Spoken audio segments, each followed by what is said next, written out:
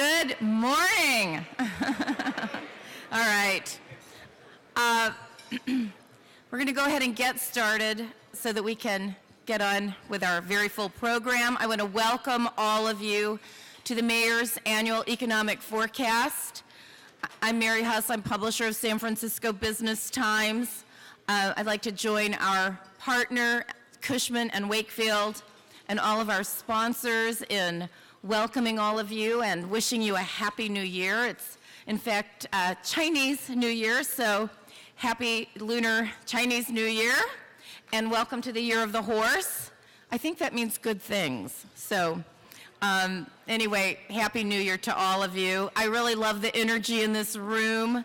I hope that's signaling that there's a lot of optimism and business confidence. So maybe I'll do a poll.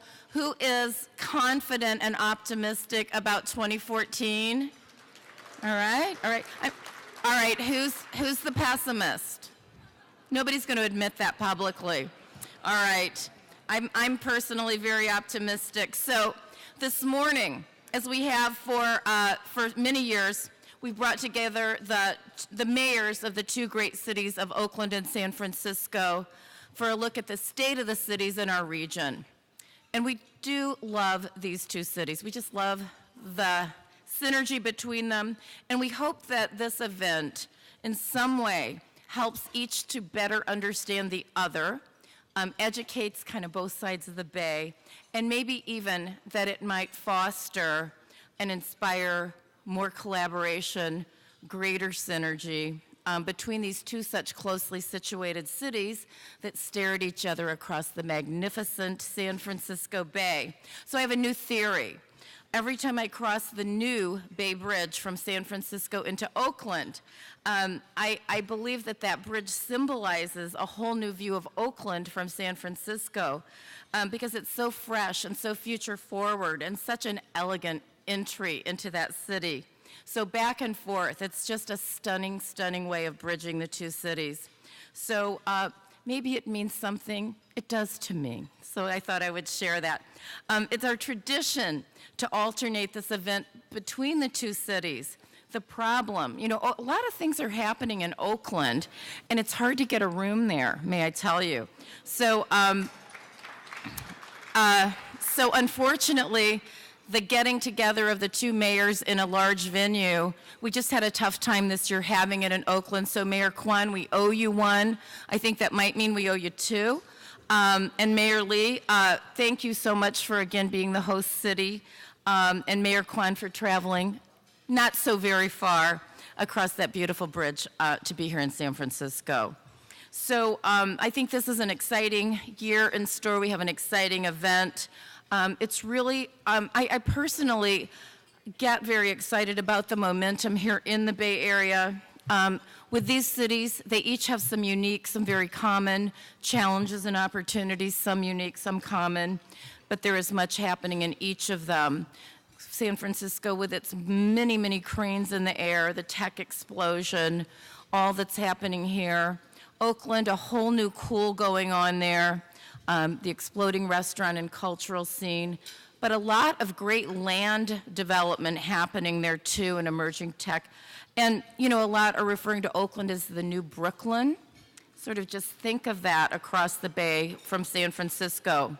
And anyway, what I know about is I'm looking for office space with the rents in San Francisco. Oakland has to benefit from that as well. So we've got sports teams, lots of things to talk about. But what great, great cities to be talking about. So before we get to our program, please do join me in thanking the organizations and people who made this possible. As I said, Cushman & Wakefield, which is a really strong presence in this region. I'm doing so many of the real estate transactions as our partner and title sponsor. And you're going to hear from Joe Cook, president of the Western region of Cushman & Wakefield, is going to give us his take on the real estate outlook. And we really do believe it's wonderful to have the world's largest privately held commercial real estate services firm, Cushman & Wakefield, as our title sponsor. So also help me thank our other sponsors who have collectively helped to bring this program to you. Kaiser Permanente, and thanks to Yvette Radford, who is Vice President of External and Community Affairs. And Kaiser is such an important part of this community and this economy, and its vision is to be the model for quality health care in the nation by being the best place to work and the best place to receive care. And as we know, its presence here makes its members and its communities thrive. So thank you, Kaiser Permanente. Robert Half International, wonderful, wonderful company founded here in the Bay Area in 1948. And Robert Half headquartered here in the Bay Area, pioneered the concept of professional staffing, has grown to more than 400 locations globally. Robert Half has 7 professional divisions, all with specialized employee teams, working with companies throughout the Bay Area, helping with accounting and finance, technology, administrative, legal, creative needs, and I've used them many times. Thank you, Robert Half. And WebCore Builders, so many of our iconic buildings are built by WebCore Builders. Thanks to President and CEO Jess Peterson. WebCore has completed over 55 million square feet of projects to date, is ranked as one of the nation's top-ranked construction companies. Very much WebCore is known for its innovative and efficient construction approaches, and again, so many landmark projects in the Bay Area, Southern California, and beyond. And you see so many WebCore signs on those cranes dotting this. So thank you, WebCore. And another bedrock of our community is Wells Fargo. Mike Bellacci, Executive Vice President and President of Wells Fargo San Francisco Bay Area region. Thank you. I'm not even seeing here, but I know you're down there. So thank you, all the great team from Wells Fargo who's here today. A major focus of Wells Fargo is small business lending, also bedrock of our economy. And in 2013, Wells Fargo extended $18.9 billion in net new loan commitments to small businesses across the U.S., and that's an 18% increase over the previous year, which is great, great news. So thank you, Wells Fargo. And we have supporting sponsor on the screen. We have Turner Construction. Also, many thanks to our partnering associations who help promote this event. BOMA Oakland East Bay, Stephen Shepard, Executive Director. BOMA San Francisco, clap away, Executive Vice President Mark Intermaggio. Emeryville Chamber of Commerce, Bob Cantor, President. Oakland Metropolitan Chamber of Commerce, Dan Quigley, Interim President. San Francisco Chamber of Commerce, Bob Linscheid, President and CEO. Spur Executive Director Gabe Metcalf, and San Francisco Center for Economic Development President Dennis Conahan. All right, now we have so many elected officials and people, so I'm not going to get, I know I'm going to not get everyone, so you have to forgive me up front. I'm trying. But thank you and welcome for being here, Supervisor Katie Tang, District 4, San Francisco. Also from San Francisco, Supervisor Jane Kim, District 6, Supervisor Scott Wiener, District 8, Supervisor Malia Cohen, District 10. From Oakland, we have Deputy Mayor Sandre Swanson. We have Council Member Dan Kolb, District 1. We have Council Member Libby Schaff, District 4. Council Member Desley Brooks, District 6. And we also have BART Director Robert Rayburn, and a host of other wonderful public officials. Thank you all for being here and part of this conversation today. So one little plug for the Business Times.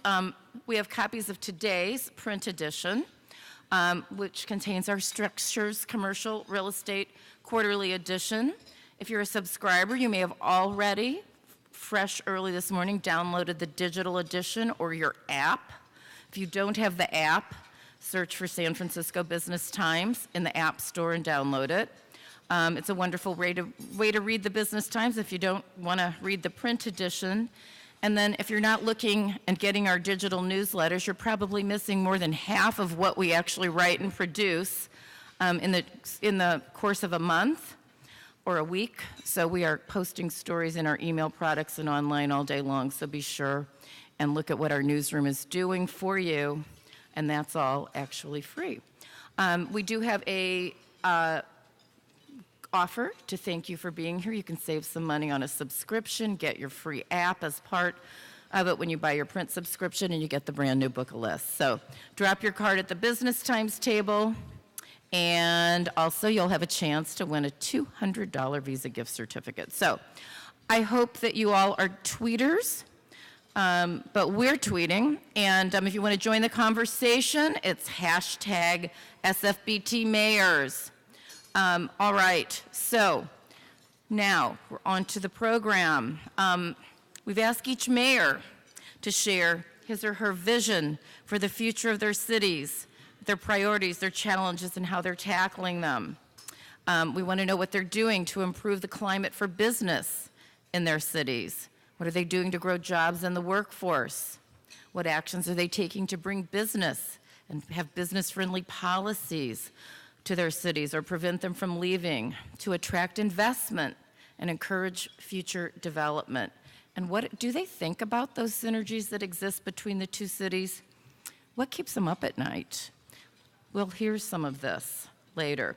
But before we get to the mayors, we're going to get some expert insights on the economy. First, a look at the real estate outlook. Then a general economic forecast, kind of look at the market. And we'll get a look at what's in store. So let's begin our program. Hopefully we'll have a chance for some audience questions after when the mayors speak. We'll end at 10 a.m. So let's get to our real estate outlook. Please welcome Joe Cook, who is president of the West Region for Cushman and Wakefield. And Joe, I'm not going to go on with your extensive bio because you're just so great, and I'm going to let you speak for yourself. Welcome, Joe Cook. Thank you. Thank you, Mary, and good morning, everyone. As Mary said, I'm going to provide an overview and an outlook regarding the Bay Area commercial real estate market with a focus on San Francisco and Oakland. My comments will be directed at the office markets there, although I will have some comments about the Oakland industrial market as well, which has been performing exceedingly well. As we all know, and we'll hear more about this in a few minutes, San Francisco in particular, but Silicon Valley and the entire Northern California region has had one of the strongest performing economies in the country the last 2 or 3 years, and our real estate market and how the office markets have behaved certainly reflect the strength in that economy. So let's start out by just taking a snapshot here. This first slide just summarizes in a big picture framework how the markets behaved in 2013 and some of the trends. As many of you know, San Francisco has been one of the top office markets in the country during the last 3 years, with extraordinary growth from technology firms including Salesforce, Twitter, Square, among others. Oakland's office market has been on more of a steady recovery, but recently is beginning to gain some steam. Oakland has also benefited in the industrial market from a tremendously strong economy in the area, and as the economy has expanded, so have the Bay Area's warehouse and distribution requirements, and Oakland has benefited from that. The result of this growth is an incredibly competitive market where investors are seeking to invest in real estate, particularly in San Francisco. According to real estate analytics, office sales in the San Francisco CBD alone last year totaled $1.9 billion and numbered 23 properties. So before we start looking forward, let's take a look at where we came from. Although we hate to look back at this time, sometimes it's helpful to see where we did come from. Let's look at the end of 2009 when everything was at its low. And you can see the slide here. It covers the different markets. And at that time, and by the way, these statistics are for all office types. It's not segregated into Class A, Class B, et cetera. All office types and overall vacancy rate for the office sectors and average rental rates for the office sectors. So you can see we're at an 18.3% vacancy rate, and rents were in the low 20s to the low 30s per square foot per year. Only San Francisco had a vacancy rate of below 15%. So fast forward to the end of 2013, overall vacancy rate has decreased by 6%, and asking rents throughout the region have increased by over $6 per square foot. Only one market is above 15% right now. Annual average asking rents range from $25 a foot to nearly $55 a foot in San Francisco. That's the average, however. Many of the Class A top-tier buildings are asking and achieving much more than this. In San Francisco, as an example, the top floor of 555 California Street, the former Carnelian Room, was leased to the Finnish gaming company Supercell with an effective rental rate of $101 per square foot per year. Now, while that's an extreme example, it does show what is occurring in the San Francisco market in particular. Rents in Oakland have not increased as rapidly, but something that is going to affect that very soon, in our opinion, and has already started to affect that, is the 5-building city center sale last year. That 5-building portfolio was split and sold in the second half of 2013 to 4 different users, and these new owners are reintroducing those properties to the market and increasing their asking rental rates, and we are already seeing some significant interest in those buildings from San Francisco and other areas of Northern California. In looking at the vacancies here, and looking at the change here, you can see that the 2 markets that had the biggest changes were both Silicon Valley and San Francisco. Silicon Valley had its vacancy rate decreased by half in the last 4 years, and San Francisco had the largest increase in asking rental rates, over $20 per square foot. So where are we going? Before I get into some forecasting, I would like to comment briefly upon 2 trends that are impacting the real estate market, how space is used by companies, particularly here in the Bay Area. One of those has to do with changing tenant demands. Changing tenant demands are driven by changes in our workforce, which are impacting us quite heavily here in Northern California. As we all know, there's a big war for talent in Northern California, for professional talent, for employees. That war is legendary in Silicon Valley, as we all know, where many companies compete and have competed for a long time for software engineers and other tech workers. But that competition has spread throughout the Bay Area as well. And companies are looking to use real estate and things associated with real estate as ways to attract and retain top talent. And companies are doing things such as introducing amenities. They're thinking about where they're located, and they're thinking about how their space is configured. Some of the amenities that are offered by companies, and this is particularly true of the tech firms, are things such as secure bike storage, on-site cafeterias, and even high-end chefs, gyms, and laundry service. Regarding location, companies and their employees want to be close to transportation. So that is a big factor, being close to transportation. If companies can't, if transportation is not readily accessible, companies are providing it. If you look at Silicon Valley, we all know what's going on. It's been in the news a lot, where you have Google, Apple, and other companies accessing the workforce in San Francisco, and the way they provide transportation is through the Google and the Apple buses. That's what they need to do in order to get those employees to commute down to Silicon Valley, because they're not going to drive down there in their cars. Lastly, these companies are looking at how they configure their space.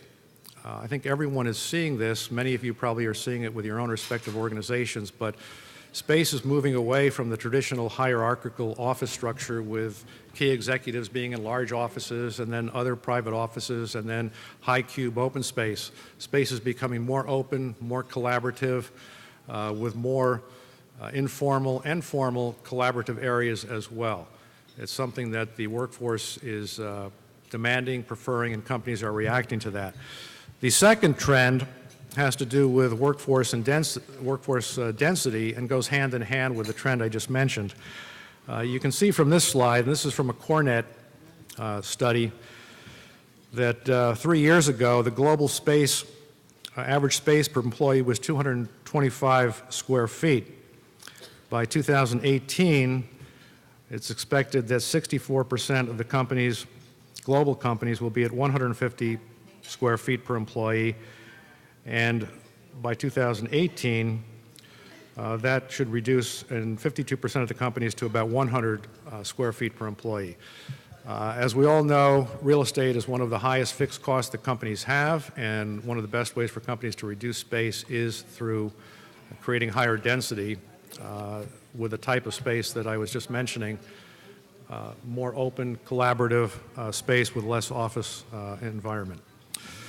Let's look at the current tenant demand in 3 key markets. These pie charts show the top 8 industries by demand in each market: San Francisco, Oakland, and Silicon Valley. And you can see that technology is a strong driver in all 3 markets, but in particular in San Francisco and Silicon Valley, with approximately 50% of San Francisco's current demand at the end of 2013 being from technology companies. So you have Silicon Valley with a little over 7 million square feet of tenant demand in the market at the end of the year, San Francisco just under 5 million, and Oakland just under 2 million. And while tech continues to be a strong driver, we are starting to see some diversification in the tenant mix in all markets, including San Francisco. Oakland has consistently had a diverse mix of industries looking for space. In addition to the tech sector, legal, insurance, business services, nonprofits, and public administration companies. So who are some of these tenants? In San Francisco, the largest renewals in 2013 were from some of the more traditional non-tech companies: Bank of America, Delta Dental, and Bechtel. But if you look at the new leasing activity in San Francisco last year, 9 out of 10 of the biggest new leases were from tech companies. In Oakland, again, there's a more diverse tenant demand there, and the 3 largest leases in Oakland were Oakland Unified School District, AMEC, which is a consulting construction firm, and Pandora. So with all this demand, fortunately, particularly in San Francisco, developers have responded, and there's a very robust pipeline of construction. Some of that construction is already underway. Some of it is planned and scheduled, and in our opinion will occur because we believe this market is going to continue on its robust trend for a number of years. So this timeline shows you some of the key construction projects. As you can see, some of them are coming on in 2014, and then we have the ones scheduled for 15 and planned for 16 and 17. Now that's the San Francisco picture, and that new construction has allowed San Francisco to accommodate the continued robust tenant demand and keep the market at a healthy balance, we believe, in terms of vacancy and opportunities for new leasing in San Francisco. Oakland yet does not have any new construction underway, and we probably think that that's a few years away before office construction, major office construction, will occur in Oakland. So let's talk a little bit about the forecast. Here's our forecast for San Francisco. Again, citywide forecast, and you can see that the 4 right-hand columns there represent where we think the market is going to go over the next 4 years. And while the average asking rent in San Francisco at the end of 2013 was just over $53 per square foot, full service for all buildings, the average asking rent for top-tier Class A space was closer to $68 per square foot. That's a $15 per square foot delta. And landlords are asking for $90 and above in some of the top-tier view space in these buildings. By the end of 2014, we're projecting an uptick in the overall asking rent to over $57 full service, and we expect vacancy to climb a half percentage point to 10.3%. And that slight increase in vacancy is due to the new product coming online in San Francisco. In the longer-term forecast, we think that the large amount of construction will continue to accommodate the strong tenant demand that we expect to continue, And over the next 3 years, beyond 2014, as you can see from the graph, we expect that vacancy will hover around the 10% level, with rents eventually getting up into the $70 per square foot range by 2017. If we look at Oakland, it's a similar story. Continued increase with steady improvements over the next few years. By the end of 2014, we do expect that vacancy will drop to 14.1%, and overall asking rents will increase to just over $27 a foot full service. And by the end of 2017, we expect that rents will be above $30 per square foot, with vacancy in about the 12% range. As I mentioned, I want to touch briefly on Oakland, the warehouse activity and vacancy rate. It's very important to note and remember that Oakland does have a strong industrial focus. The Port of Oakland is the 5th busiest port in the United States, and it serves as the primary port for both Central Valley agricultural exports and the majority of the country's wine exports as well. So overall vacancy in the Oakland industrial market is at its lowest level in over a decade. It's driven by the warehouse sector, which currently has a vacancy rate of below 4%. And Oakland, the Port of Oakland, also has an influence on the Central Valley as well, and we're seeing strong warehouse demand and construction in the Central Valley as well. So let me wrap up 2014 trends to watch. Here they are. Here are the things I think we should keep our eyes on. We believe the demand drivers are set to be strong throughout the region in both San Francisco and Oakland for the next 2 to 3 years and beyond. Companies will continue to focus on maximizing their space needs, putting more people in less square footage. There will continue to be top competition for employees. Companies will respond by offering amenities, considering location of their buildings, and thinking about their space configuration. In terms of the overall real estate market, we believe that construction activity will keep pace with demand, and that vacancies over the next 3 to 4 years will remain generally in about the same range that they are now, but rents in both San Francisco and Oakland will continue to push up because of the strong demand, rents that will be asked for and achieved in the newer construction buildings as well. So all in all, very positive outlook. We're lucky to be here. We're fortunate. It's a great place, and the real estate market looks good for both San Francisco and Oakland. Thank you very much.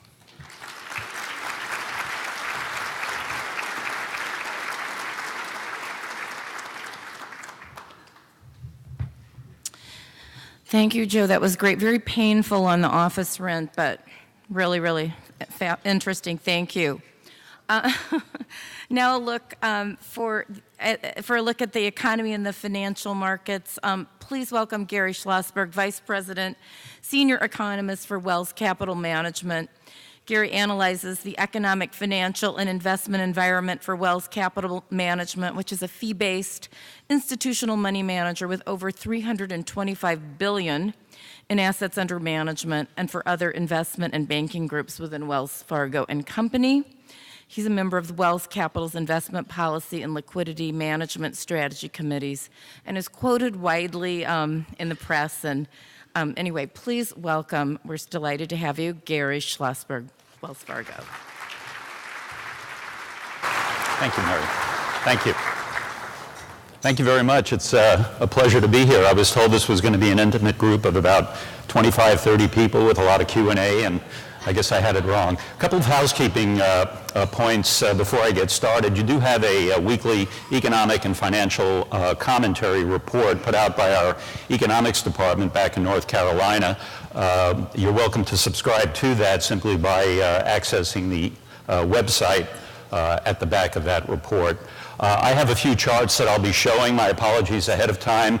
My research assistant is just god-awful. I'd love to fire him. Unfortunately, it's me. So the quality of the charts reflects my lack of capability, I suppose. I will be thumbing through a little more quickly, a little bit less time than I thought I would have. So I'll skim through a little bit, but I'll try to hit the high points, and I think they are high points. They better be high points, judging from the number of hands that went up of people who thought that this was going to be a good year. Certainly don't want to put a damper on that. Confidence just simply being so important at this point. But I think it truly, you can make a case for 2014, building on the kind of strength that we saw in 2013. Proof of that is the fact that I'm away from the podium. Tendency to shoot the messenger. Bad news, we're behind the podium. Good news, we start to move away a bit.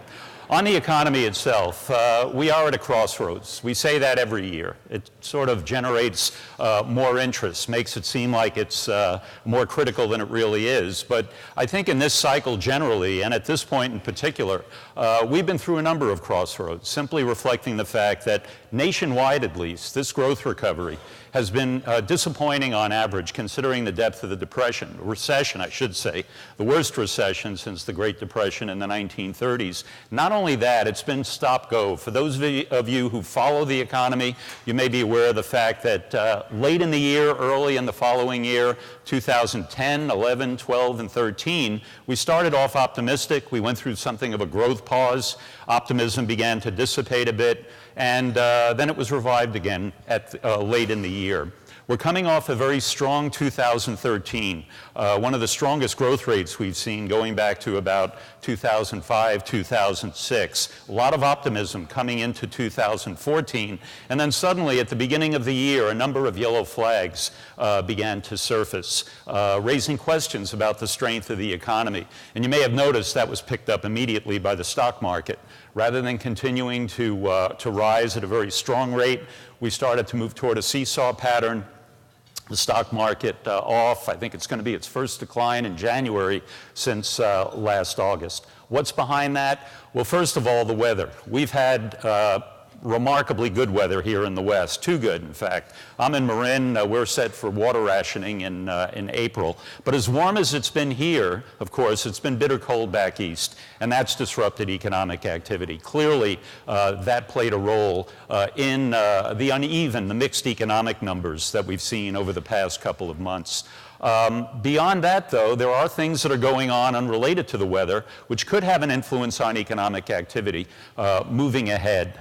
We're not saying that we're due for a growth pause, but certainly they're raising yellow flags, and based on the economy's performance in the last few years, raising concern that we may be going through that pattern for yet another year, spring and summer, the economy losing momentum. For one thing, household wealth growing at a double-digit rate, powered by big gains in home values and the stock market in 2013. Now we're firing on one engine. Home prices, they continue to rise at an accelerated rate nationwide, up 13.5%, 14% year over year. Here in California, the major metro areas, even stronger than that. About 20% year over year based on the Case-Shiller S&P home transaction values. Beyond that, the policy uncertainties beginning to resurface as well. Raising some questions about the outlook. The situation in the emerging markets certainly beginning to come on and raising some concerns in the financial markets as well, which could spill over to the economy. On top of that, coming off a very strong second half of 2013, typically when the economy goes roaring along, there's a period where it pauses a bit, a pause that refreshes, hopefully, and that may be at work now. We just don't know how much of it is temporary, how much of it may be more enduring. But looking ahead, I'd still be inclined to say that we're probably looking at the best growth rate, about 3% nationwide. Nothing spectacular, but by recent standards, quite strong. About 3%, the strongest growth rate since 2005 for the U.S. economy as a whole. What's behind that? Couple of points. Even with the stock market rolling over, the rise in home values continues to propel household wealth. In fact, it spreads that increase across a broader group of households. It's the upper income families that tend to benefit most from the boom in the stock market. Secondly, fuel prices, low by recent standards. And we expect them to stay down there, particularly gasoline prices, as we move through the spring and summer period. That's like a tax cut. It frees up income for other goods and services spending. Less fiscal drag, a big problem last year, most responsible for that slowdown during the middle quarters, sequester-related spending cuts, and the after effects of tax increases and the end to the payroll tax cut at the beginning of the year. We still have some drag, but not quite as bad as it was. More fundamentally, we're distancing ourselves from the meltdown back in 2008, 2009. Housing is clearly on a recovery path after the bust that we suffered during that period. On top of that, we have household debt burdens winding down. In fact, the household debt burden, debt payments as a share of income, at their lowest reading in over 30 years. If you're not taking out a student loan, generally speaking, you're in reasonably good shape, positioned to increase borrowing to spend, and we think that will come into play. And then finally, those low energy prices and the benefits that they bring to manufacturing just beginning to appear. We think that's going to become increasingly important in the years ahead, but certainly in the Southeast, the development of energy production, manufacturing related to that, businesses reshoring, other foreign businesses beginning to move back, taking advantage of what, at least until recently, were unusually low natural gas prices, we think will continue. Natural gas prices have popped up a bit because of the weather, but we think that that will be reversed. What are the issues? What are the hurdles, the things we're looking at standing in the way between where we are now, where there's some uncertainty, and stronger growth during the balance of the year? First and foremost, what are businesses going to be doing? Businesses have been like deer caught in the headlights between the uncertain economic outlook, the stop-go nature of this economic recovery, modest economic growth, and the policy uncertainties, the budget, the debt ceiling, uncertainties over health care costs and the like. Businesses have held back. They haven't hired as aggressively as we would have expected, given the strength in the economy, and haven't invested as aggressively as we'd like. Now, the economy is coming off a strong second half. Some of the policy uncertainties have cleared a bit. Encouragingly, we saw a big uptick in business equipment spending in the fourth quarter of the year. We're hopeful that businesses will reinforce this growth recovery, really the key to a bona fide growth recovery at this point. Secondly, what's the outlook for inflation? This was another surprise. Certainly it affected the stock market. Low inflation is great news to a point. Deflation can be debilitating to economic growth. Just have to look at the situation in Japan. There are a number of reasons for that. But even slowing or low inflation can be a problem for the economy, because while we're consumers, as consumers, we may be paying less, or we won't be seeing prices rise as much. Good news for our purchasing power. The flip side is that undercuts pricing power for businesses, which help drive revenue growth, which help drive hiring and spending cost increases. And with the deceleration of inflation, that contributed to that restraint by businesses. So that's certainly critical. We're beginning to see inflation pick up a bit. It's not soaring, moving up a bit, which can be a healthy thing for the economy. And finally, what's going to happen with the emerging markets? How systemic are the problems that we're seeing now affecting the stock market, parts of the bond market, overseas financial markets, leading potentially to a pullback in credit, which is damaging for world trade and for the rest of the economy? Our feeling, bottom line, is that the fallout should be fairly limited. Famous last words, but the situation now is different, we think, from some of the earlier crises. I'd love to get into it, but other points I'd like to cover. But the bottom line is there are emerging markets that are in reasonably good shape. We're at a point now where there's a lot of panic and uncertainty in the market. All countries are painted with the same brush, and we think that will begin to change as we move forward. Let me just skip ahead a little bit on some of these slides. California, an island of strength. I think that was brought out clearly just a moment ago.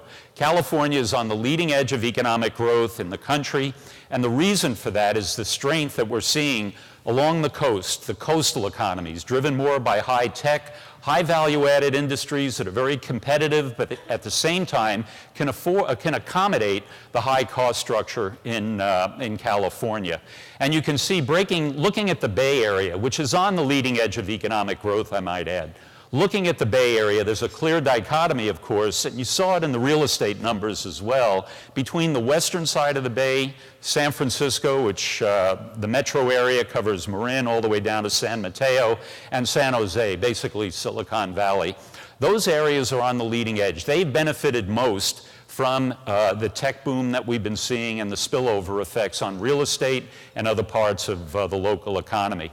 Oakland has lagged, but even there, this black line showing the slowdown in Oakland, I think overstates the weakness. As mentioned earlier, Oakland has an important industrial base, warehousing, commercial activity, and that's clear from the job numbers. Incidentally, these lines simply measure employment growth, year-over-year changes in jobs. Not the best measure of economic activity, but we use it and others use it because A, it's very up to date, and B, they're very detailed by geography and by industry.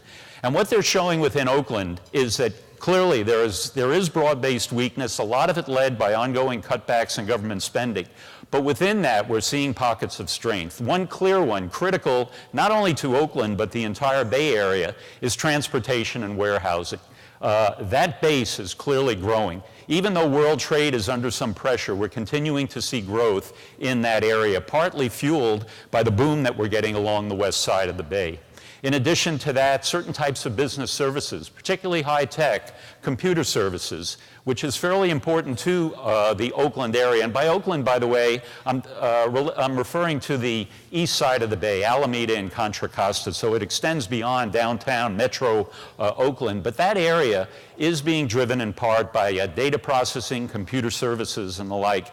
And you are getting the spillover from the strength in San Francisco and Silicon Valley in retailing and personal services. So there is a ripple effect. And as the west side of the Bay continues to act as an engine for the local economy, we think it's inevitable, and I think that was pointed out a moment ago in the real estate area, that Oakland will be pulled along by that as well. What are the areas of strength? Well, this chart, again, year-over-year changes in employment, relates to California as a whole.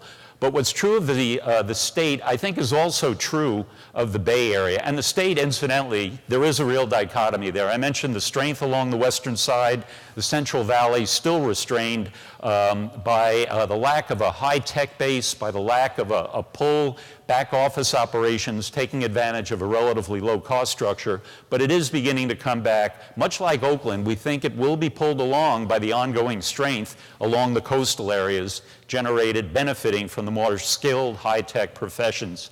But the real strength in the Bay Area in particular, California in general, is coming from a combination of things. Housing is coming back. Housing-related industries, construction, financial, housing-related finance, real estate services, building materials, and the like. The red line clearly showing that.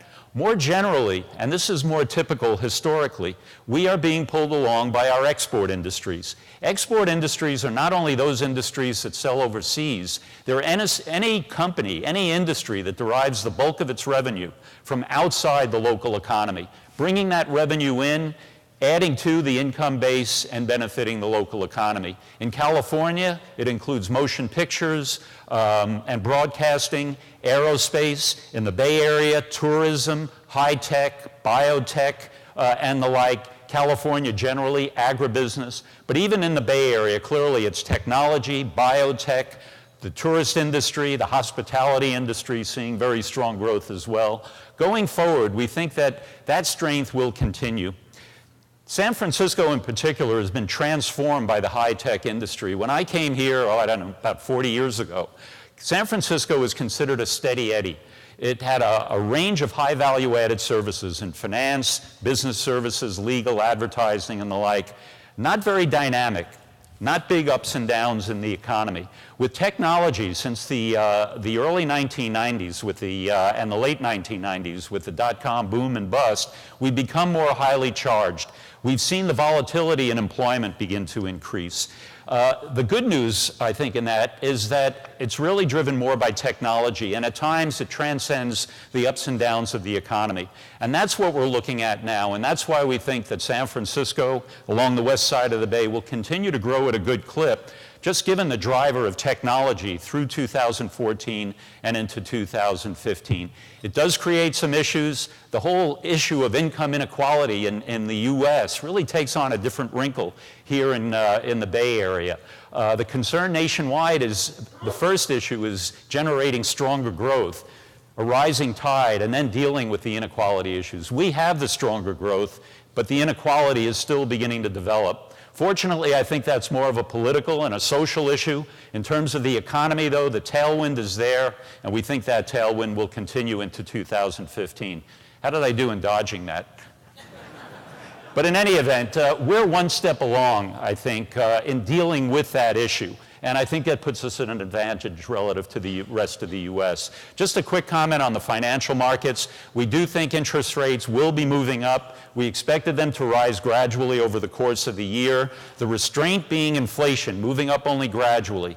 The engines propelling interest rates higher, a stronger economy, and we still think the economy will regain traction over the course of the year, and the Fed's tapering, winding down, reducing that artificial demand that helped drive bond prices up and yields down. We still think those will be in place, and interest rates will begin to move up beginning in the second, third quarter of the year.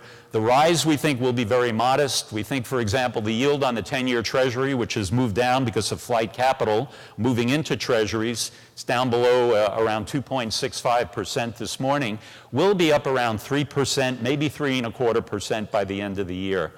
Don't quote me on that, but that's our best guess at this point. Just to convey the idea that those increases will be very modest. Short-term rates will continue to be anchored by the Federal Reserve. They do have good control over that, and they will hold those rates down close to zero. Taking the longer view, and my view on the stock market, consider the source, I work for an investment management firm, but we do think that as the emerging market situation clears a bit, the conditions, the fundamentals still are in place for modest gains in the stock market. Earnings growth continues to exceed expectations. The betting is about 7.5% growth in earnings for the fourth quarter. That's the good news. Businesses still not generating the kind of revenue growth that make investors really comfortable, but the earnings themselves certainly a positive. We don't feel, and it is very controversial, a lot of debate, that valuations are extreme. The market is rich. It's come down a bit, pretty much in line with its long-term norm. Buyback activity, dividend increases, and still pretty much on the sidelines, merger and acquisition, takeover activity, we think will be enough to produce modest gains in the market during the balance of the year. Again, don't quote me on that. That's another opportunity to be eating crow, but the fundamentals, I think, are certainly in place for something like that. Longer term, there are some issues out there. Hurdles to a quick return to stronger economic growth. I think some of them are pretty self-explanatory. One of the big problems, the legacy of the meltdown, is this bias toward cash. Businesses went through, and consumers went through a life-changing experience 5 or 6 years ago. The issue wasn't the increase in the cost of money, it was the availability at any cost. And when you suffer and when you go through that experience, you tend to be a good deal more cautious. And we're seeing it. Cash balances of businesses, the bias, the reluctance to spend among consumers. We think that will dissipate, but that will act as a restraint as it slowly winds down over the next several years. Policy uncertainties in the regulatory area, financial services, healthcare, the environment. More immediately, the whole issue of income inequality and how we handle that with the potential increase in the minimum wage, extended unemployment insurance benefits, perhaps a more progressive tax system than what we have now. That too creates uncertainty out there, as justifiable as it might be from an economic standpoint, another uncertainty between here and stronger growth. The labor market mismatch, we sort of touched on that earlier with the strong demand for tech workers, large pool of unskilled workers that are still out there waiting to be employed. And the volatility in the markets that we're seeing. I don't know if it's going to continue, but I can tell you the conditions are still very much in place for the kind of volatility that we saw in stocks in the 90s, in housing a decade ago, in commodities and the like. A low interest rate environment, even as rates move up, with a lot of liquidity is kindling for volatility in a whole range of assets. I'd like to get into that, but let's leave it at that. If there is that volatility, that certainly works against growth. And I won't go through each of these points, but ending on a more upbeat note, The U.S. economy is on the leading edge of economic growth among developed economies. It was before. It's not such great company at the moment, given the weakness, but our growth rate is still pretty respectable, given that we're a large, mature economy. We were on the leading edge before the boom and bust in the 5 or 6 years ago. We're on the leading edge now. And I think there are reasons for that.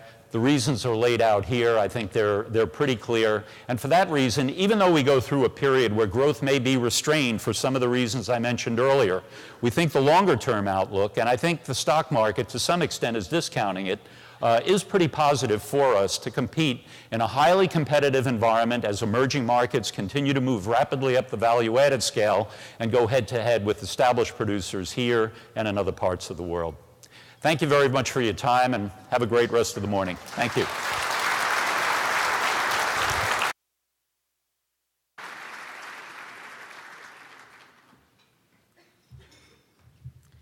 Gary, thank you so much. That was truly informative.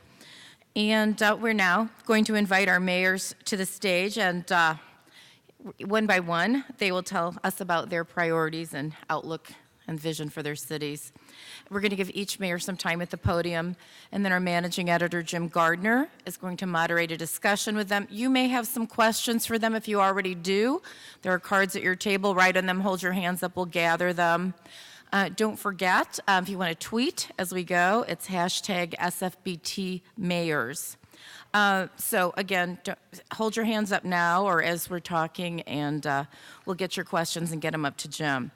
So since San Francisco is the host city, Mayor Lee is gracious enough to allow Mayor Quan to go first. And to introduce Mayor Quan, please welcome Jess Peterson, President and CEO of WebCore Builders.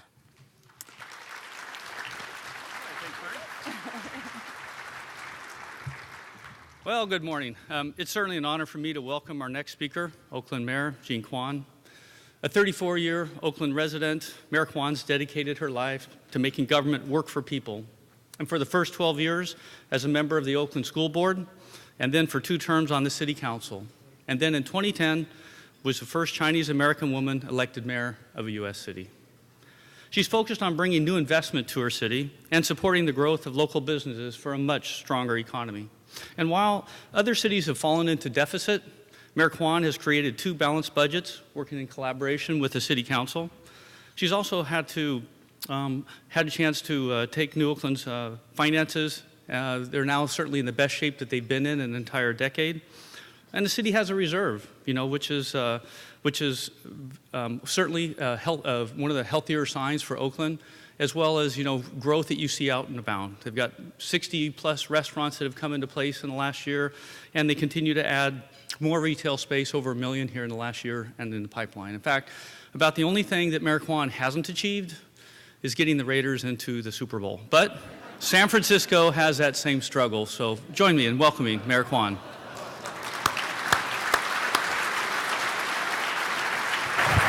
Thank you. Thanks so much. I'm actually trying to get the Raiders into a new stadium first, and then maybe with their deep pockets investors, they'll be able to afford to buy the teams that will, the team players that will get them into the Super Bowl, so we can have a Bay Bridge Super Bowl, right? So good morning.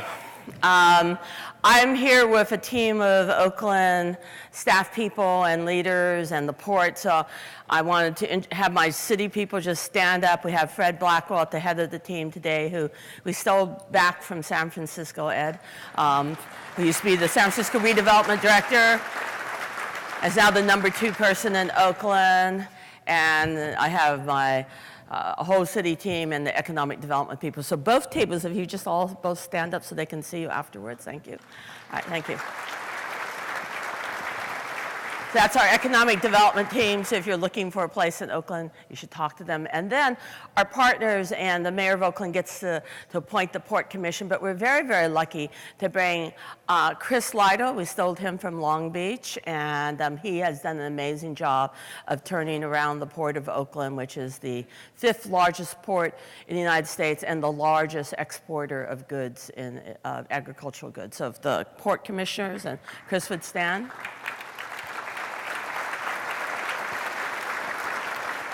So thank you. I've been starting my speeches this year. It is the year of the horse. Last night was New Year's Eve, so Sunnen Vailok, which is Happy New Year. Santai Genhan, may you have health in the new year. And Sunnen Jinbo, may we all have progress.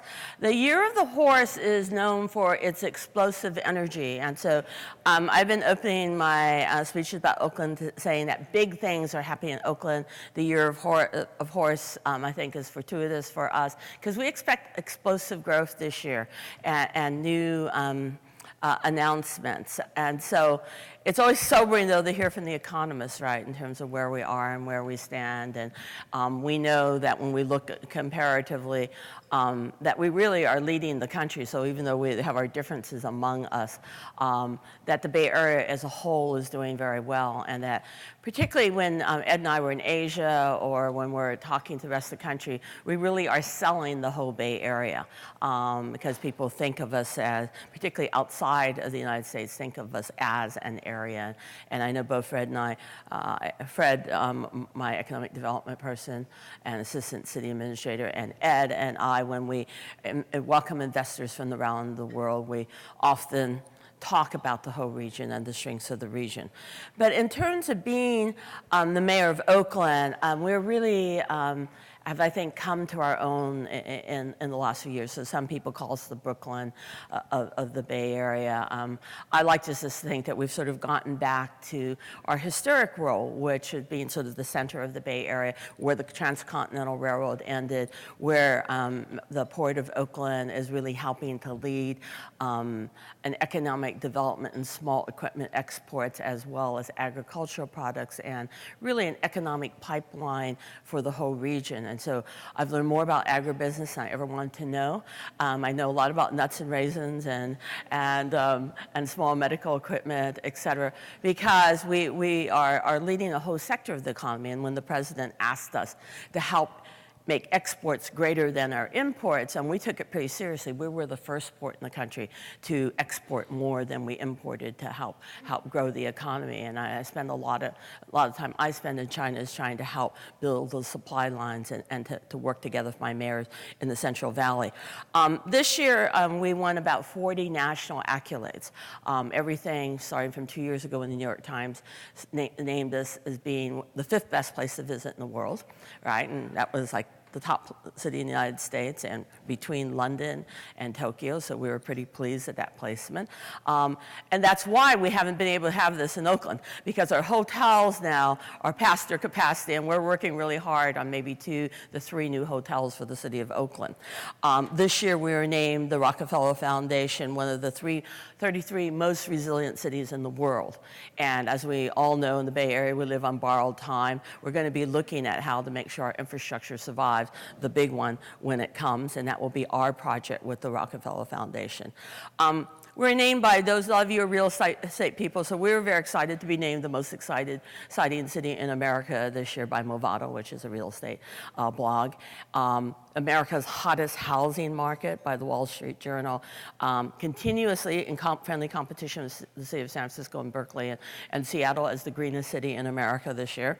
And which was sort of very interesting. Somebody took all the different lists this year, and Oakland came up as the 3rd most liked city in America, based that we are on like 20 different lists as being walkable.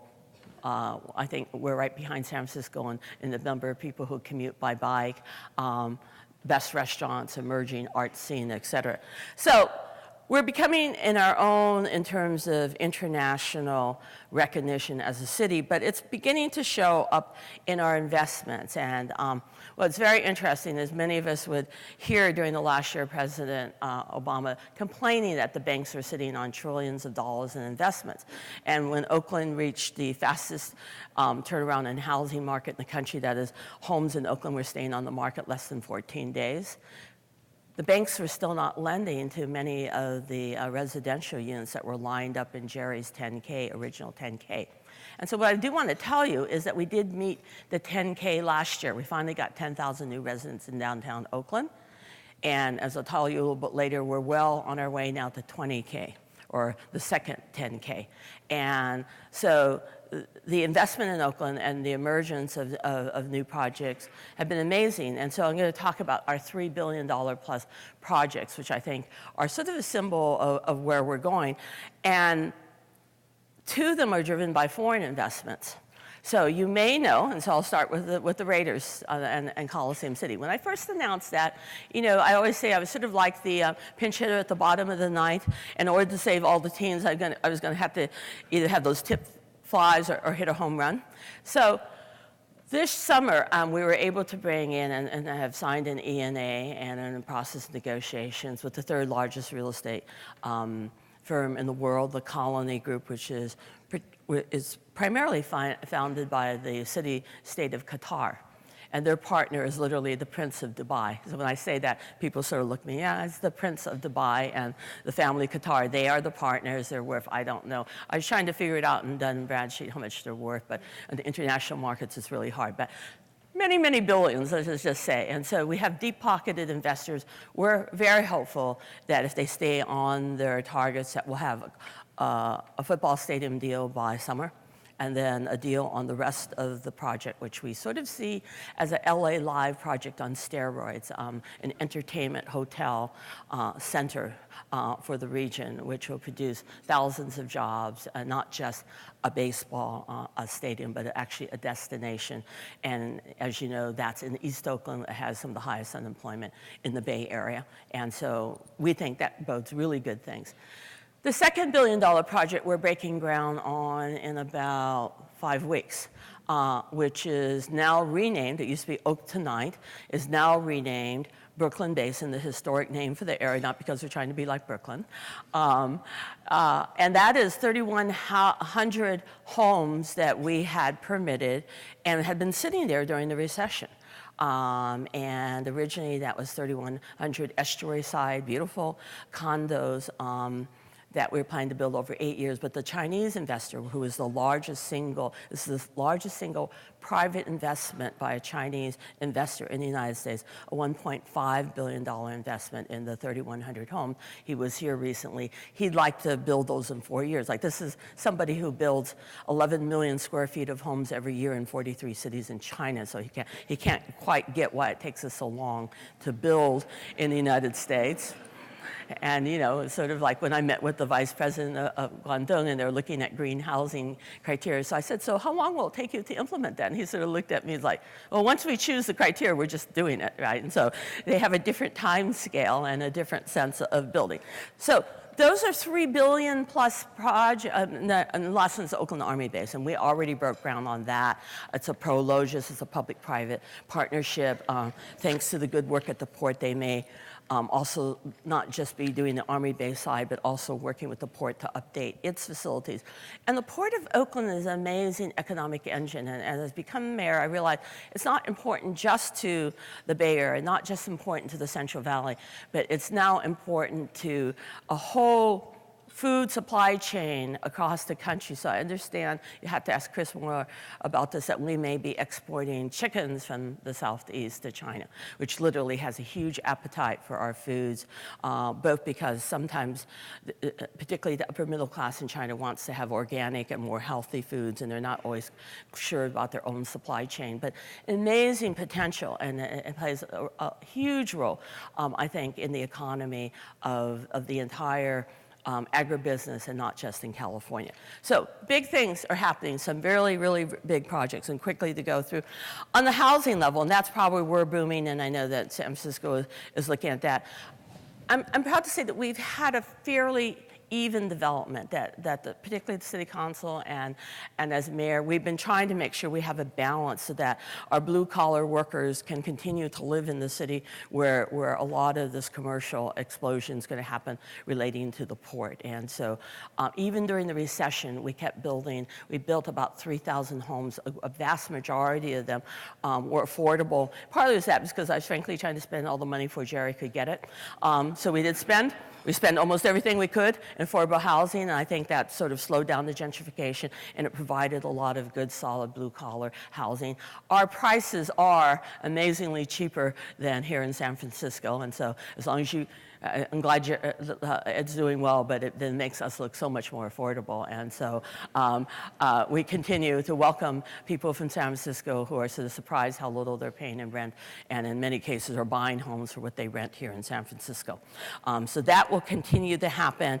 And right now we have 1,000 homes under construction, and we have 7,500. And so I knew they wouldn't let us show PowerPoint slides, but we did put a few slides that we Xerox and put on your tables.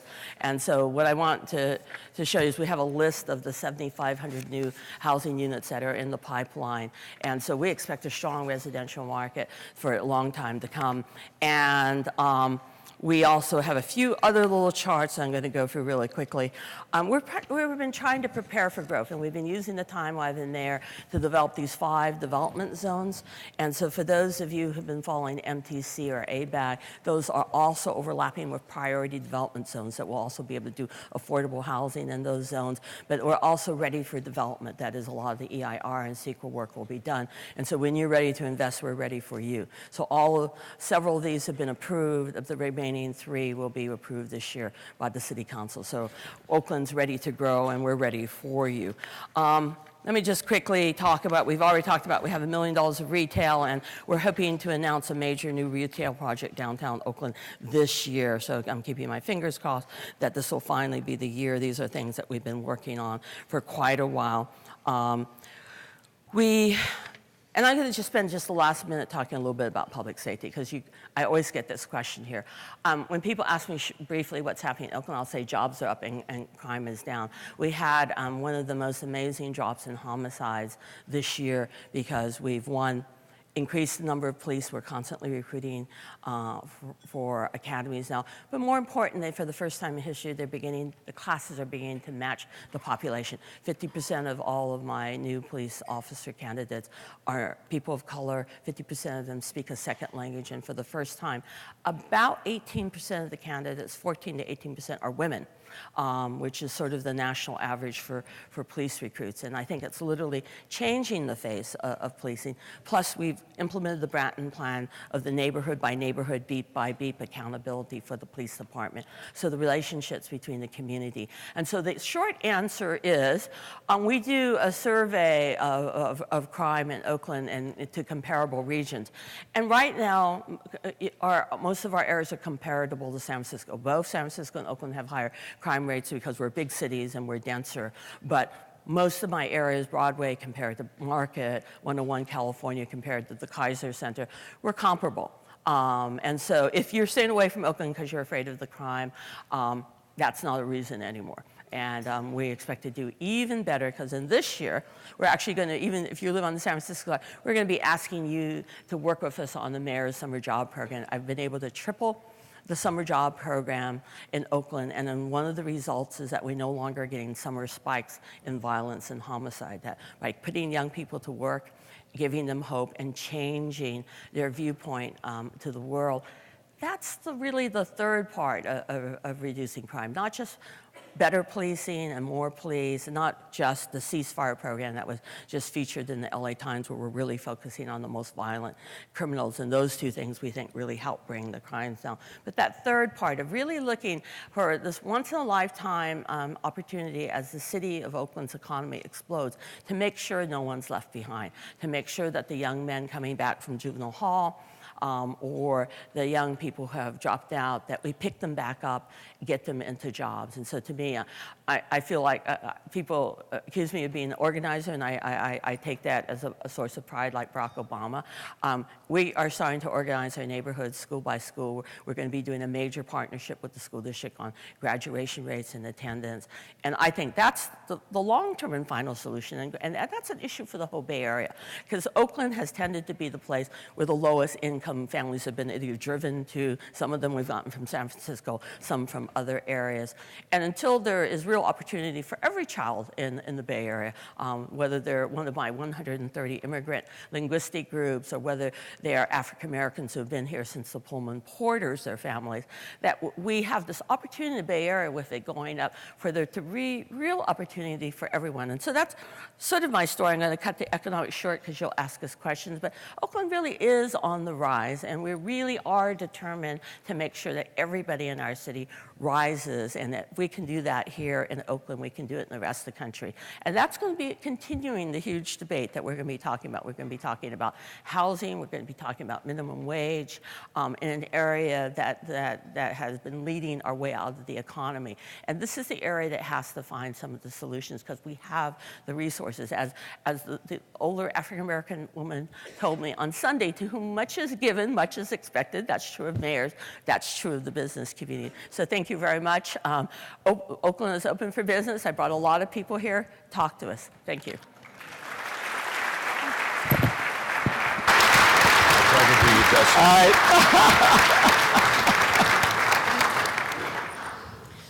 Thank you, Mayor Quan. Yeah, really, you got to go. If you don't get over there to some of those arts and cultural events also, you got to do that. All right, to welcome Mayor Lee, please welcome Wade Overgaard, Senior Vice President, Health Plan Operations, California Regions for Kaiser Permanente.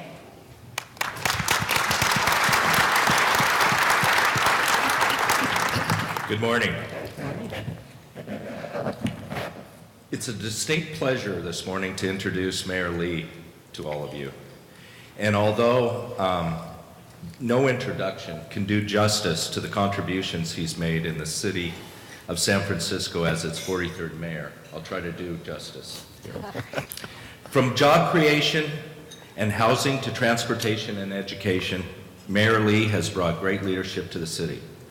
He's put a focus on economic development and job creation, adding jobs in every sector, from technology to construction to healthcare and to manufacturing.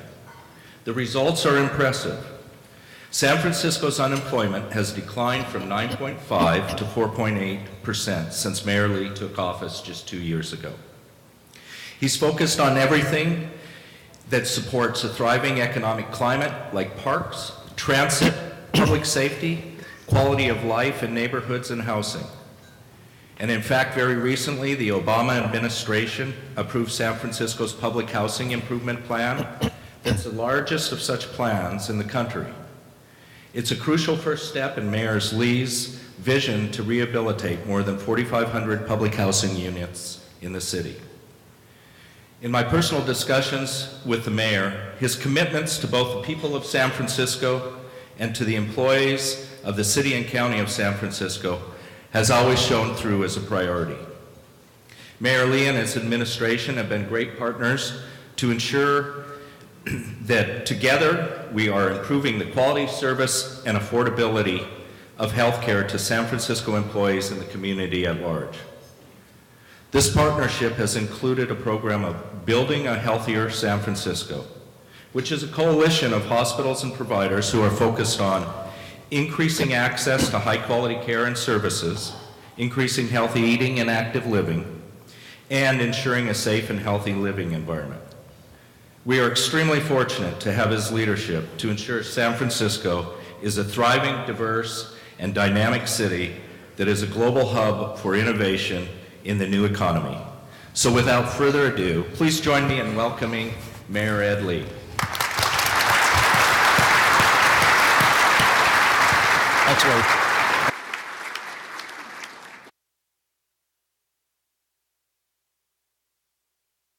Introduction. First of all, let me also begin, as Mayor Quan did, and wish everybody a warm and happy Lunar New Year. And specifically, just before I talk about my favorite topic, which is jobs, let's give a hand to the great work that the people here at the Hilton and the men and women who served us this morning. What a great job they did for us. Happy New Year to them.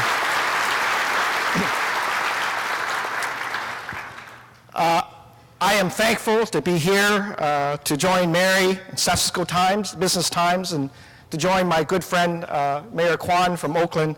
You know, I have to say, with all the great entourage of people that she's brought, it does evidence that we're much more collaborative rather than competitive. Because if we were competitive, I'm sure there would have been a slowdown of that Bay Bridge westbound traffic. so that they'd be really late and wouldn't make it here on time to give us that very positive, optimistic message that she's had. But I understand that's only done in New Jersey. I'm also gratified that Wade introduced me, part of Kaiser Permanente. I was there last night at the celebration with CPMC and Sutter Health, and just gave a speech about how we've struggled through getting the hospital approved and built.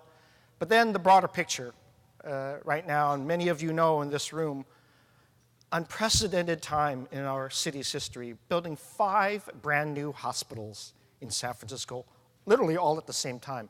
Not only does I say that for jobs, but for the incredible contribution that the healthcare industry is making in San Francisco. You got CPMC, you got St. Luke's, Chinese Hospital, our General Hospital, UC, San Francisco, all at the same time. And I put that in perspective because yesterday morning I was celebrating with the Boys and Girls Club. It's National Mentoring Month across the United States, and we were celebrating Youth of the Year awards. And there were 8 finalists that the Boys and Girls Club chose as finalists for these really prestigious awards to talk about the challenges in their background and what they were wanting to do in their lives. And by the way, of the 8 finalists, 7 of them were women. So the strength of our girls moving through all the challenges is incredible stories in and of themselves. But I link it to the fact that as I talked to each and every one of these youth and found out what they want to do, 5 of the 8 wanted to go into healthcare. That was indicative of where they want to see a healthy society where good paying jobs are done, and they already sense that the city is moving strongly forward on that industry. When I joined you a year ago, I declared the city of San Francisco to be vital, to be resurgent, to be strong, and that San Francisco was moving in the right direction.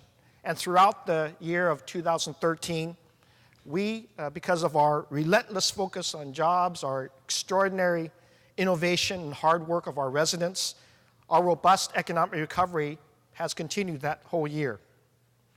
We're the nation's #1 large county for job growth, and we added jobs in literally every sector, from technology to healthcare, construction, manufacturing. And as many of the forecasters have said, we've cut our unemployment rate down to 4.8% this month. That means 42,450 jobs were created since 2011. And as a result of our broad-based recovery, our healthy budget reserves, and our fiscal discipline, our city's credit rating has been the strongest in history. Our neighborhoods are revitalized and new constructions all around us as you see the cranes, and yet some people still look to the future a bit anxious, as we all know, and kind of wonder whether there's room for them in the changing San Francisco. And 2 weeks ago in my State of the City address, I outlined an affordability agenda that's continually focused on creating jobs, building housing, improving our transportation system, and making sure our youth have a world-class education. Well, that affordability agenda begins by making sure that every one of our residents has a good job and can gain the skills and the training to get one. And while our economic recovery is the envy of a great part of our world, there are still more than 23,000 residents that don't have a job, perhaps twice as many underemployed, struggling to make ends meet. That's why I remain focused on growing jobs in our city across every sector: technology, biotech, clean tech, international trade, tourism, even film, advanced manufacturing, construction, and of course healthcare, all growing parts of our diverse economy. And we're continuing to invest in what I call the quiet engine of job creation in San Francisco. That's our small businesses. With our neighborhood investment strategies, our new ADA assistance program, our revolving loan programs, our job squads, and our new online small business portals, we'll continue strengthening our neighborhoods in that fashion. You know, I still haven't forgotten those double-digit unemployment days, those endless red ink and budget deep cuts in our budgets. I haven't forgotten any of those days, because let me be very clear with all of you. There is no wider income gap than between those that have a job and those that do not. Earlier this week, I joined First Lady Michelle Obama for the President's State of the Union address. I was very lucky to do so. In fact, that's one of the highlights of being mayor of this great city, was being invited by the President and the First Lady to sit with 23 other wonderful citizens of this country. And I was kind of sandwiched in between a 4-star admiral of the Navy, first African-American female in the history of the military, rising up, to a fire chief out of Moore, Oklahoma. And just these incredible stories of Americans across our country struggling with the same things we are, yet innovating, creative, and brave in every facet. Well, during that speech, as many of you hopefully watched, our president recognized San Francisco leadership on important issues like comprehensive immigration reform and minimum wage. And as you know, I have committed to working with the Board of Supervisors to place a ballot measure this November before the voters to raise the minimum wage here in San Francisco. And I know that for some businesses, including our small businesses and restaurants, that's going to be a challenging topic. But I assure you of this, we'll approach it the way we've approached all of our other great challenges in the city, like business tax reform, housing, and transportation. We'll do this the San Francisco way. We'll reach out to impacted sectors, small businesses, workers, experts, and others to seek consensus around the significant increase of the current minimum wage for working families. You know, a true affordability agenda in our city, it's got to include great public transportation system, one that's safe, affordable, reliable for everyone. And that's why this November I will support recommendations of our Transportation 2030 Task Force, bring to the voters a $500 million general obligation transportation bond, and a measure to increase the local vehicle license fee, all to maintain the conditions of our city's streets and to make Muni and other transportation systems more reliable. And with this comprehensive approach to funding San Francisco's transportation system, I've called to suspending Sunday meters, the enforcement of Sunday meters, beginning this new fiscal year. I just wanted to simply say, let's stop nickel and diming people. Thank you. Let's stop nickel and diming people at the meter, and let's work together to pass a great transportation bond and a vehicle license fee for the 2014 instead. And if we want families to stay and grow in San Francisco, if we want employers to stay and grow, we've got to strive for the best public education for our kids. That's why I'm expanding my middle school leadership initiative to dramatically improve STEAM education in San Francisco's public school system. Last year, we passed a budget with a record investment in our public schools, and this year we're going to surpass that even more. How about this? $66 million for our public schools and $27 additional million for universal preschool here in San Francisco. That's on top of what the state's going to do. We're going to have one of the highest per student spending in the state of California. And I'll call upon the business community to stand with me this November when we ask San Francisco voters to renew the Children's Fund and the Public Education Enrichment Fund, so that working with our school district, investments today will directly lead to a world-class public school system, starting with universal preschool. Housing. You know, a strong economy also depends upon ensuring people of all incomes that they can afford to live here. But the shortage of housing, affordable to all the working and middle-income people, has become a crisis in our city. I will say that, because there is an urgency to do a lot of things in this sector. It's a crisis that could threaten to choke off our economic growth and prosperity, and we can't have companies moving elsewhere because their employees can't afford to live here. So as part of my affordability agenda, I've set a pretty aggressive goal: 30,000 new and rehabilitated homes by 2020. And additionally, my challenge is to ensure that at least 1/3 of those are permanently affordable to low and moderate income families. Well, a majority of them will be within reach of working middle income San Franciscans, our retail, our service workers, people who work right here, as well as our teachers, our electricians, our home care workers, and nurses. And to achieve this, I've outlined a 7-point housing plan that includes eviction and displacement strategies, by reforming the Ellis Act in Sacramento, and also by stabilizing and protecting at-risk rent-controlled units through rehabilitation loans and new programs. And at the same time, as aggressive as this is, we're going to revitalize our public housing as well. And I've said repeatedly, we're not going to tolerate the cycle of poverty housing in San Francisco.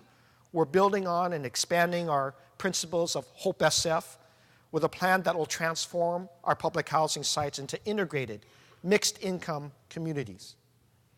We'll double down our down payment loan programs and create even more middle-income home ownership opportunities.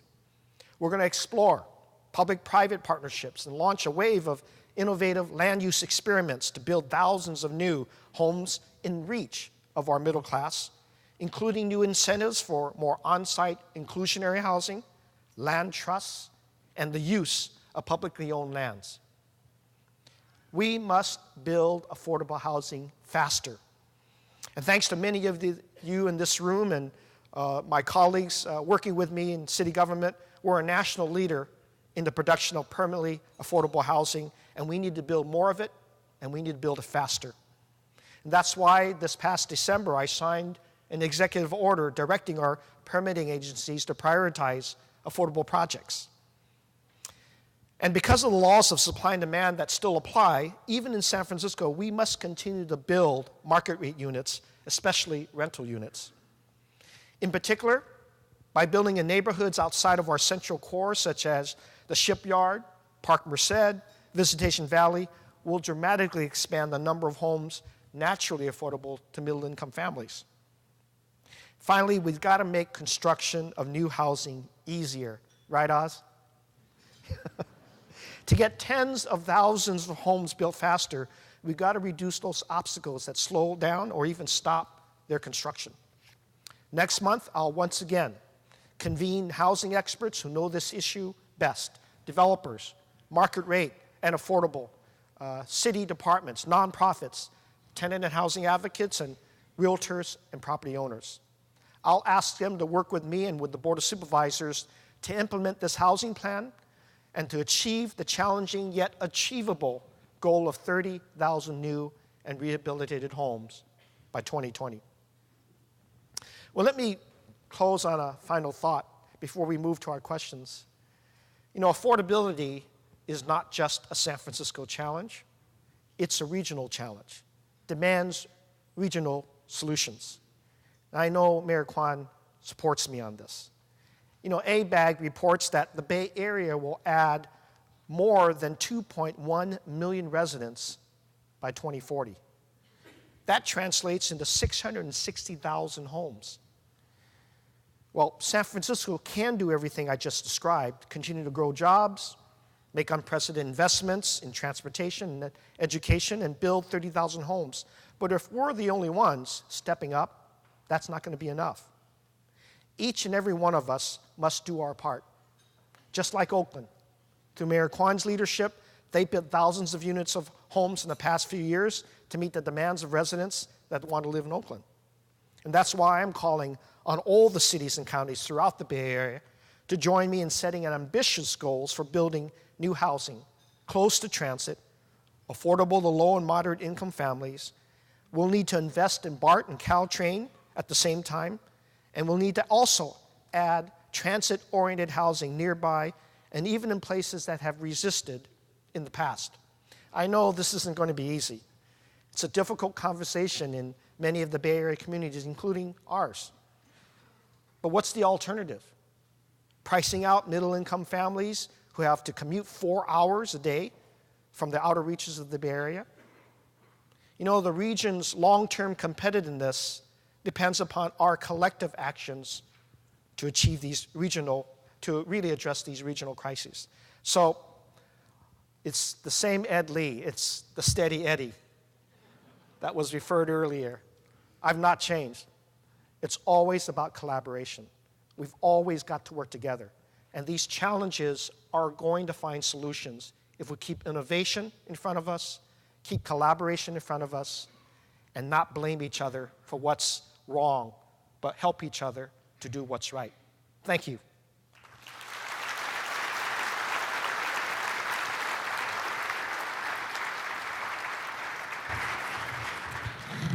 Thank you, Mayor Lee, and again, Mayor Quan. And now I'm going to invite Managing Editor of the Business Times, Jim Gardner, up to moderate questions. And as I said, if you have questions, hold them up, and we'll come and gather them. So, and also just to know something about Jim Gardner, he writes most of our editorials. So, Jim Gardner, Managing Editor of the Business Times. Thank you. Thank you. Well, good morning, mayors. Thanks for your comments earlier. And in the time we've got left, I want to touch on some of the same themes, maybe drill down a little deeper on what's going on in your cities and our region. One of the things that both of you mentioned, and people who do business in both your cities have seen, is a much greater level of collaboration and cooperation that goes on these days. You even see it at these breakfasts. It used to be a San Francisco camp and an Oakland camp and kind of a demilitarized zone between the two. And now it's everybody mixing together. Does that extend to economic development? Are you collaborators in going after investment and jobs, or are you still competitors? And Mayor Quan, since you're the guest this year, we'll give you first crack. I think we're friendly competitors. We just don't talk sports. We'll get to that. I'm sure you're going to get to that.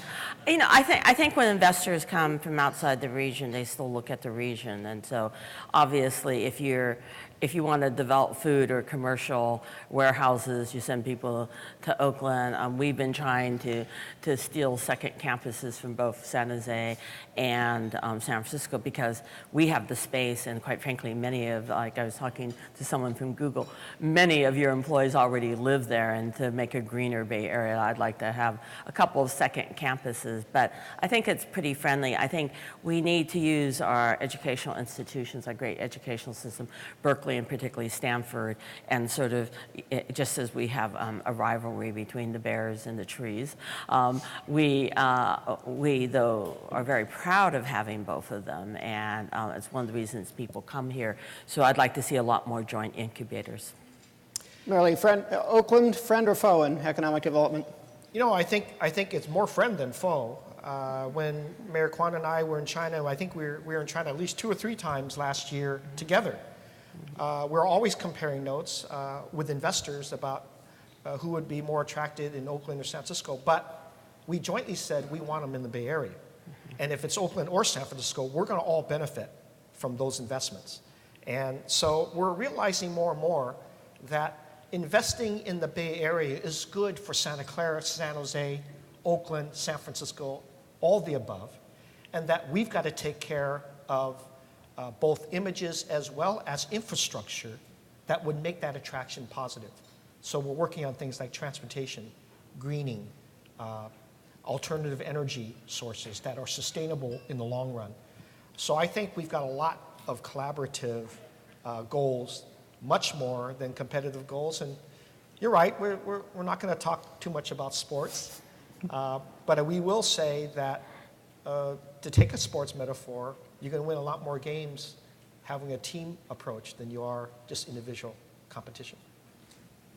I would say a good example, when we were in China, we were both talking at forums where we're urging us to take joint actions on global warming. Clearly, that's not happening at the UN. That's not happening among our country's leaders. It's not even happening in Congress, right? But if California, so we were at a forum together in Shanghai where we're saying if Shanghai and Beijing or some of the big states there, like California, made a big move to electric cars, we'd have this huge impact on global warming. And we were talking about how in the Bay Area we're trying to get enough plug-in so it's really contiguous around the Bay, so that it's very viable to go to this next generation of electric cars. So if we can do that in the region, then we provide a model for the rest of the world. Whether you whether you buy the Brooklyn analogy, I know you've got some skepticism there, well justified. One way that it is valid is as more and more people get priced out of San Francisco, a lot of those people are moving across the bay to Oakland. In that respect, Oakland is serving as this almost sort of safety valve for what some of San Francisco is experiencing. Is that a good role for Oakland or a dangerous one?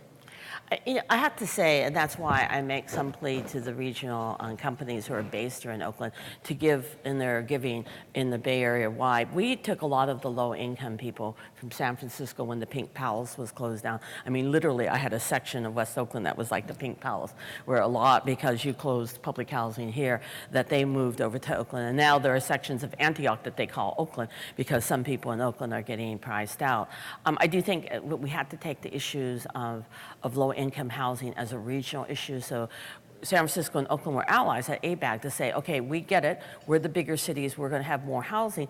But you can't concentrate poverty in some cities. That every city needs to put some affordable housing, and rather than forcing poor people into San Jose, San Francisco, and Oakland, we need to spread that. And there's a lot of reasons to do that educationally, as well as other reasons to take the social burdens of the Bay Area. And that's why I say that you should, everybody, wherever you live in the Bay Area, should care that I have African American boys who are only graduating at a 50% level, and that we all need to help those East Oakland schools, because with our current boom, we have enough wealth to overcome those cycles of poverty.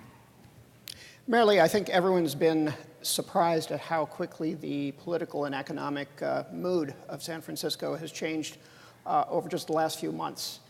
We didn't really seem to pause very long to enjoy the newfound prosperity. I don't know that anyone would have predicted a few months ago that your average Google worker would be about as unpopular in San Francisco as Richard Sherman, but that's maybe Richard Sherman didn't know he was going to be as unpopular as Richard Sherman, but that's another question for another day. Were you taken by surprise by the speed and the vigor of this backlash that you're now facing? Yeah, a little bit. You know, and I think it's kind of, in many of the examples I've read about, it's actually a bit misguided. I mean, why would people protest folks, basic residents of our city, getting on buses rather than driving their own cars to get to work? That doesn't make any sense. But the image of affordability does. I mean, that's the real part of it. And so that's why the affordability agenda is very specific on what we need to do to ease the fear that people have about whether or not they can afford to live in the city, and to do all the things that we've outlined in our affordability agenda, get housing. But also, the crux of it is, let's not turn away from job creation as well. I mean, I think again, I repeat that the biggest income gap is between those that don't have a job versus those that do. And so maintaining a strong economy helps us with a foundation in which to help others. And we are able to announce a very aggressive affordable housing agenda because we have an economic basis to do that. So it really is, and I think many people in this room understand how economics works. I think we just have to bring it closer to the neighborhoods where people are not understanding that and feeling, hey, maybe we can get those jobs, have entry levels. That's why we have our job training folks here. They're working very, very well with Tech SF. We got an $8 million grant from Department of Labor to actually identify those jobs. And the other studies that we've had where a tech job influenced 5 other different jobs to be created and sustained. We're identifying those jobs as well and making sure we aggressively train people to get those jobs in addition. Would you say San Francisco's economy is now overly reliant on tech? Have we gotten to the point where it's too much of a good thing? You know, I don't think so. In fact, tech is only one of those areas. When you look at all of the areas that have increased, you look at local manufacturing, just over the last 2 or 3 years, that's grown by 25%. And through SF Made and many of the local manufacturers, we're beginning to identify those areas in which people want to make things again. The Makers Movement is very strong in San Francisco. We host the Makers Movement Festival each year, and it doubles in capacity, and people are getting back to making things. They know that if it's got an SF label, there's a lot of quality there, and I want to help Gene, ship all that stuff out as well. through the reports. So I think when you look at all the industries, certainly tech is very hot. But healthcare, as I mentioned earlier, biotech and life sciences, tourism is extremely strong. And you can see that when all the big conventions or when you have Oracle and Dreamforce and Salesforce come in, all the hotels are sold out and bought out. I think we're both having a real advantage with the growth of exports that are related to tourism. Clearly, the Bay Area with our regional trails, et cetera, we're getting a huge overflow. I think Ed did so well with the trade during the last few years in terms of tourism that he wiped out Gavin's deficit.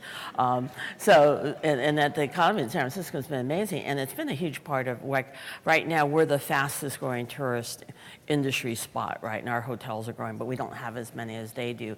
And so, but we're finding a lot of European tourists actually choosing sometimes Oakland first because we're more central. Our rooms are a little cheaper, and they like the East Bay trails, et cetera, that they can reach just from downtown Oakland. But a lot of ways there's synergy. So in tech, I actually would hope that I could keep more.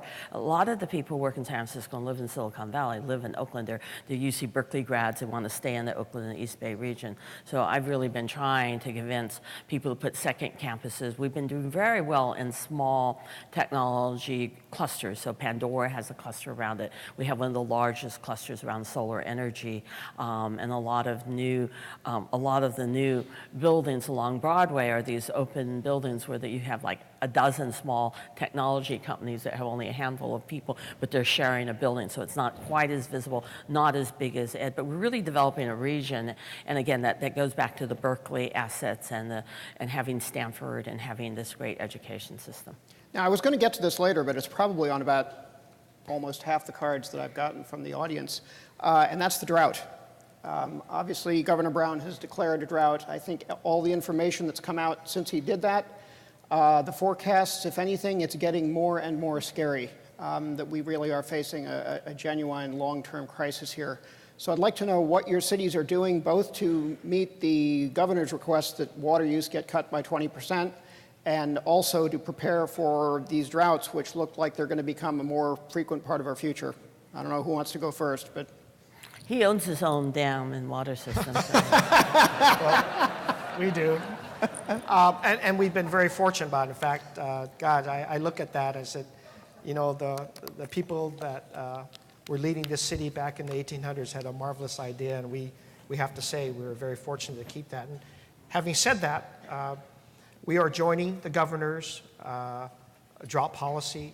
Our San Francisco Public Utilities Commission is already working on an education campaign to ask all of our residents and businesses to reduce water consumption by 10% on a voluntary basis. We'll have also to work on plans that might have to go to mandatory in case we do that. I am just finishing up the touches of a mandate to all our city departments to reduce 10% their water usage as well. So we're very serious about conservation. Having said that, last week Jean and I were part of the U.S. Conference of Mayors, and one of my specific requests to the federal government was to recognize water infrastructure and wastewater infrastructure as important as transportation infrastructure. And so we want to not just make sure we have funding to rebuild our water systems to protect against a big, large earthquake, but thank goodness that we have a water structure in place for Hetch Hetchy that we're not as bad off as, say, Marin or Sonoma right now. We're about 70% capacity, but at the same time, we've got to protect those assets to make sure that we don't have leaky pipes and wasted water sprinklers, that we use reclaimed water for our golf courses and our open spaces.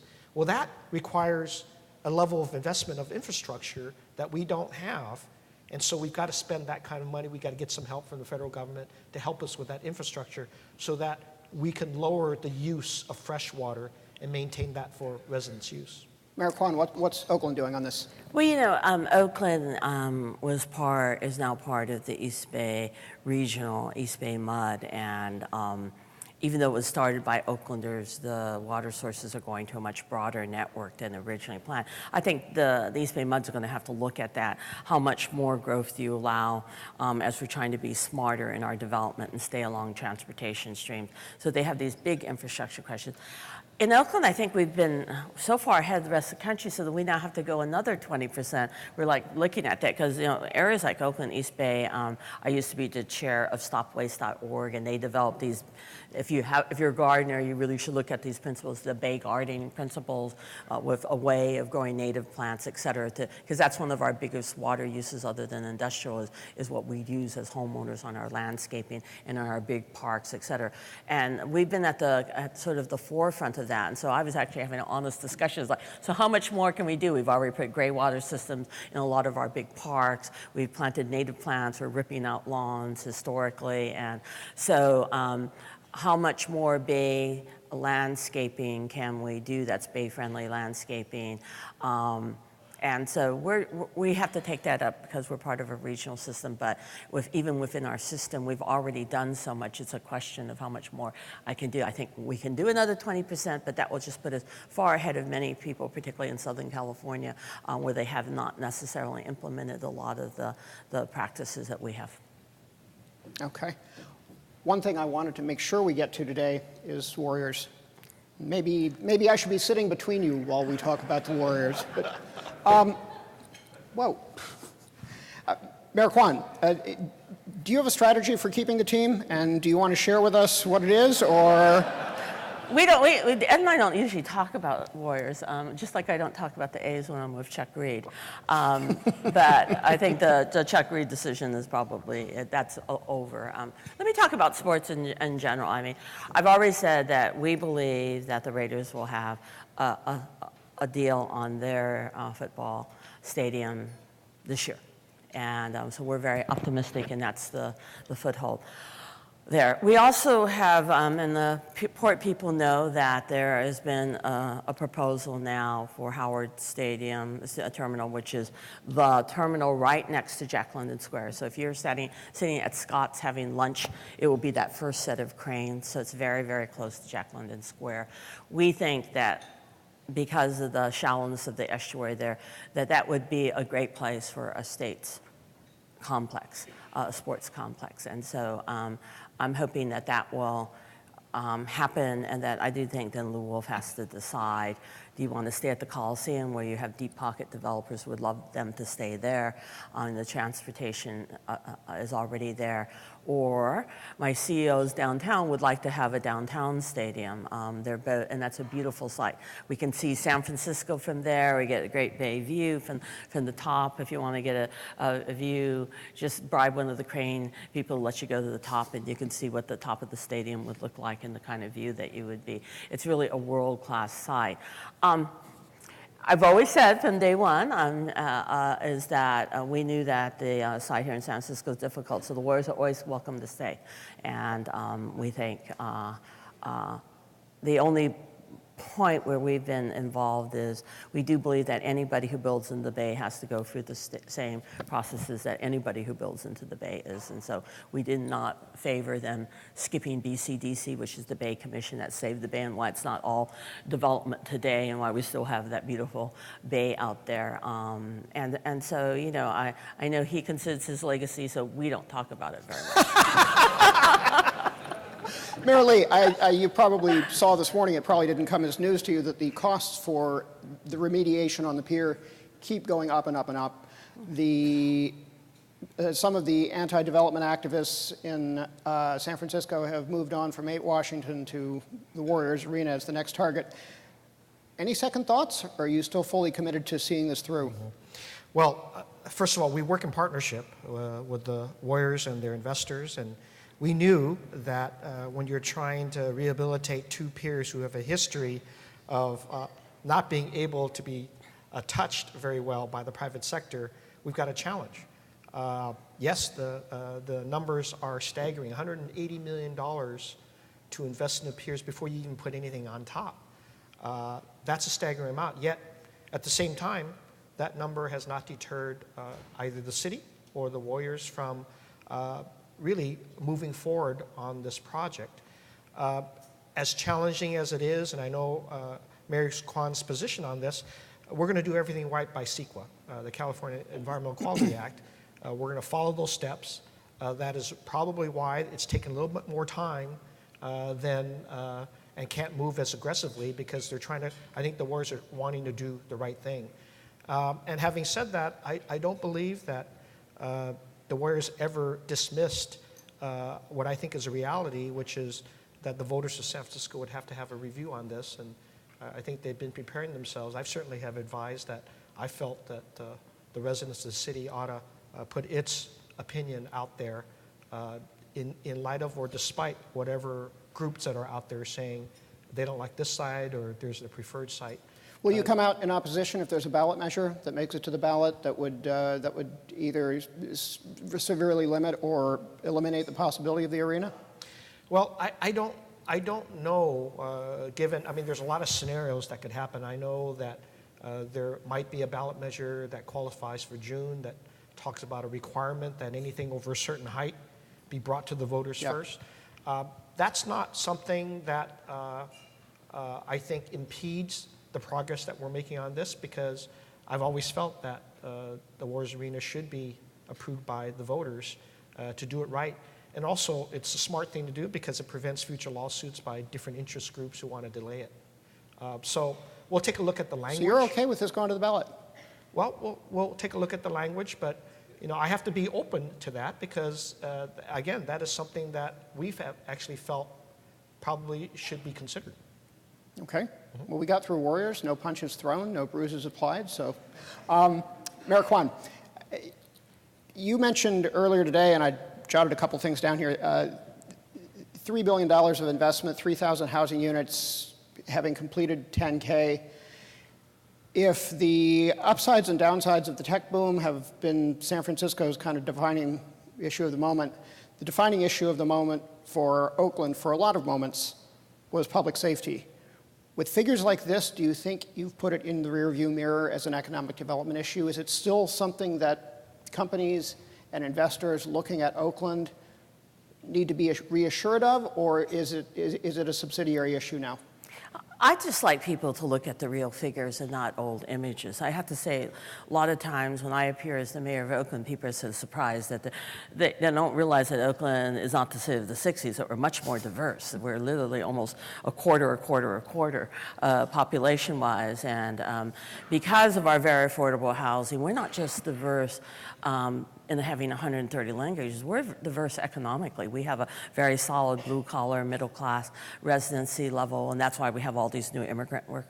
The housing is inexpensive enough that we have all these new immigrant groups. You can pretty much tell where there's a war in the world because my Catholic Charities group bring them in, and you know, so like I'm now learning how to say hello in Bhutan and Nepalese and languages that are way beyond the traditional Asian community. So the issue of crime, though the crime has for decades been unfortunately concentrated in the poorest neighborhoods related to drugs and gangs, and that continues to be so. The difference is that with the help of the Obama administration and with programs like Ceasefire, where you basically confront I may not have enough police people for every, no city mayor does have enough police for every crime in the city, but I do have enough police officers for those toughest gangs, and by focusing on them and confronting them, bringing in their families and giving them real choices, the murder rate has plunged. I mean, we're literally plunged by 40 murders last year down. That was the second largest decrease that in our recorded era. It is, unfortunately, stubbornly pretty much remains in some neighborhoods and homicides, but all crimes are down in Oakland. In fact, I think we're a little bit more going down farther than San Jose right now in terms of the decline, the percentage decline.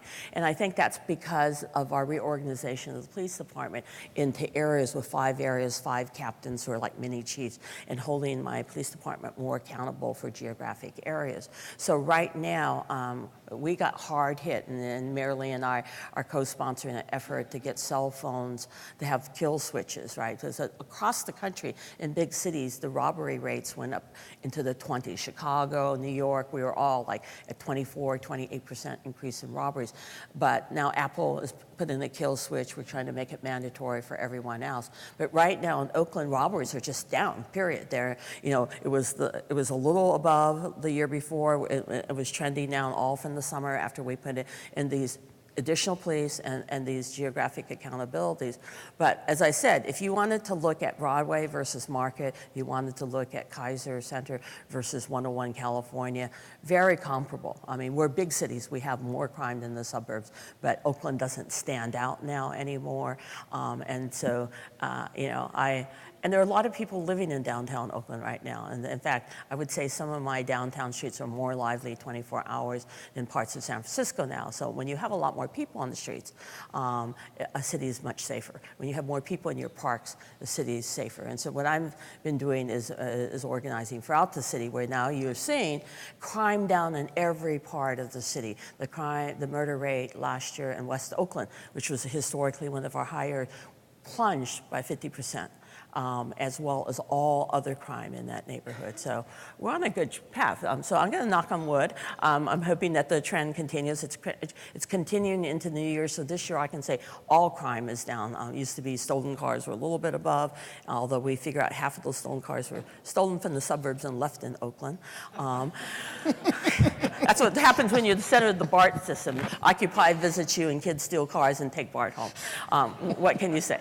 And then our murder rate is right now even with last year, which was a significant drop. So I'm hoping with the new jobs this summer, I'm getting it down even more. I'd like to be at a point where Oakland won't even appear in any of the top 20, 30 murder cities this year because we dropped so far down. But you know, even one murder is too much, and we need to get it down to when it's a very rare occasion and that my iPhone doesn't send me a message at 2 o'clock at night and saying that we had a shooting. Maybe that's a new advertising slogan for BART, and you're there after you've dumped the stolen car.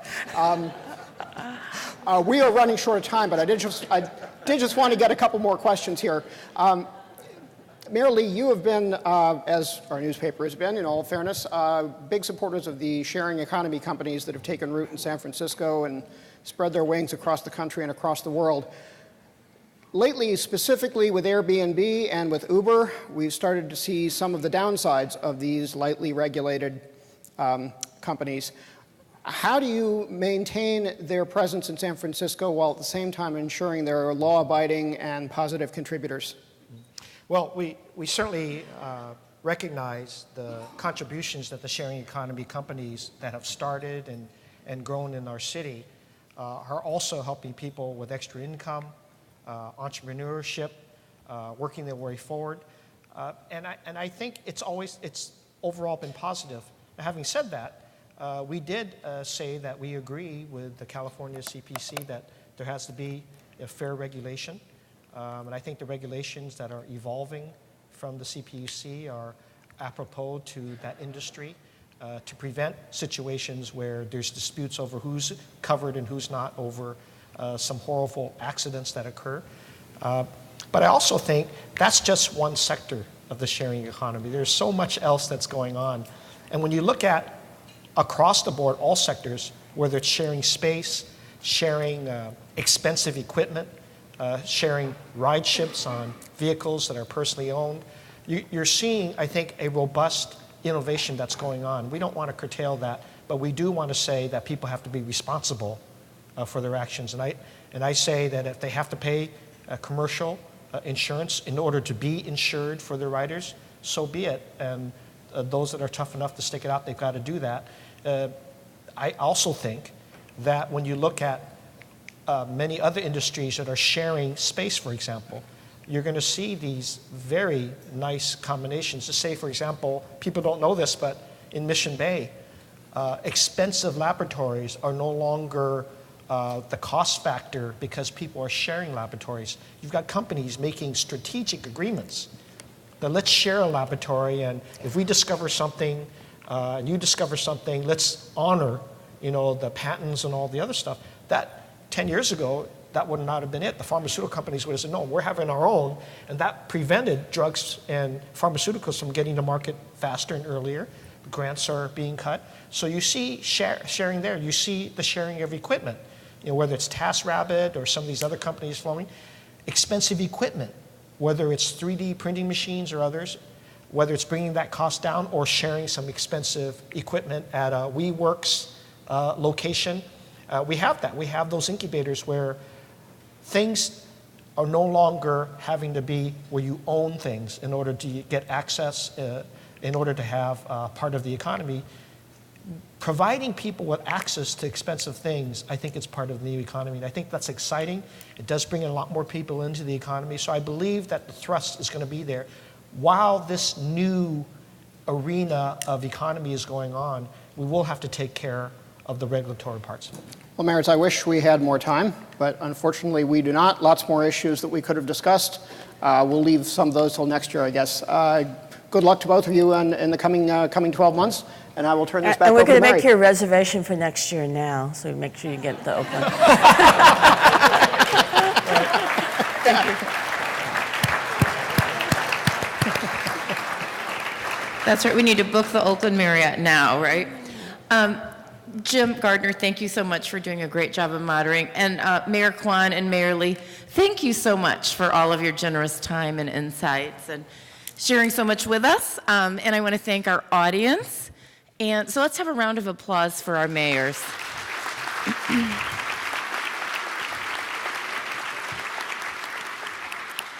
And we wish great prosperity to both cities and to this entire region and to all of you.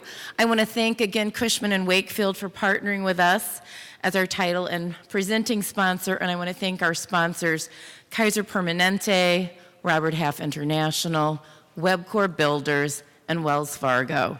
And thanks to all of you. Happy Lunar New Year. And we wish you the very best in 2014. Huge round of applause and hope to see you back next year.